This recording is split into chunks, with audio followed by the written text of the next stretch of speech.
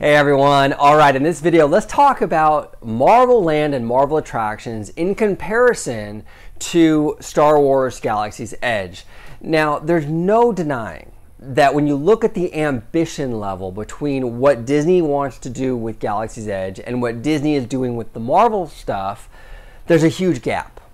There's a massive, massive gap. So when Disney announced Galaxy's Edge, it was like, you know, we're going to go all out. We're going to spend like $1 billion, spare no expense. Everything's going to be cutting edge, top of the line. It's going to blow your mind. Really immersive environments, right? But then they start getting into the Marvel stuff, and it's a bunch of overlays. Like, we're going to overlay Tower of Terror into Mission Breakout. We're going to overlay Buzz Lightyear into Ant-Man and the Wasp. And even the Spider-Man ride that we're getting at California Adventure seems very middle of the road. It seems like kind of like a Midway Mania. It might be different than Midway Mania in terms of the overall experience, but in general, it'll probably be, in terms of quality and in terms of ambition, probably along the same lines of Midway Mania. So there's obviously like a huge disparity gap between what Disney is doing with Star Wars and what Disney is doing with Marvel, okay, in terms of the parks. And the funny thing is that Marvel is actually giving Star Wars a run for its money at the box office. Marvel is the hottest franchise right now. They are the hottest franchise, and that didn't like just become a thing like this year. You know, I mean, even the very first Avengers movie, which I think came out like in 2012, was one of the biggest movies of all time. So it really brings the question, why? Why is Disney so willing to open up the purse and just give money to the Star Wars stuff, but they're a lot tighter with the Marvel stuff?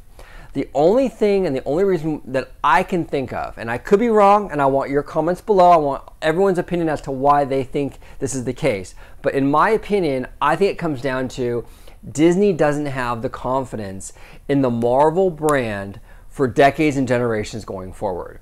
I think from what I'm seeing, Disney feels the MCU is a hot trend right now. And right now, in the time we live in, Marvel is the hottest thing. But I don't think they feel that that's going to be the case in 10, 20, 30 years, generations to come. And it shows. It shows on how you always follow the money, you guys. Always follow the money. You'll be able to tell a company's mindset by what they spend or don't spend their money on. They're not spending the money in the parks for Marvel.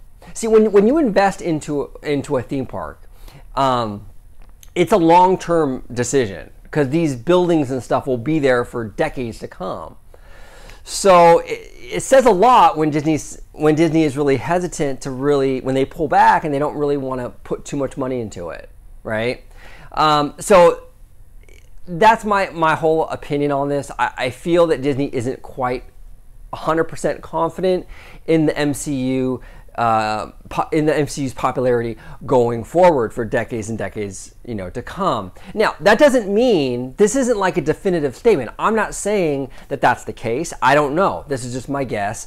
And number two, that doesn't mean that the MCU won't be popular and won't be really, you know, won't be a real viable property generations to come. We don't know that.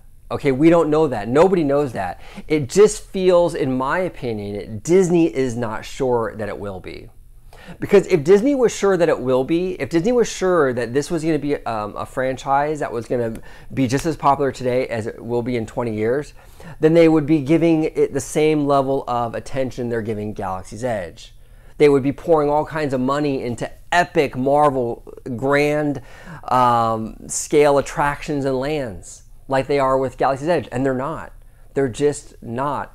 You know, so it's very interesting and it's very telling, but again, this is just my speculation, you know? So I want to know what you guys think. What are your thoughts on this? Why is there such a huge gap between how Disney approaches Star Wars and how Disney approaches Marvel? I want to know what you guys think. Thank you all so much for watching. I really do appreciate it. I do content on Disney all the time, and as always, have a marvelous day.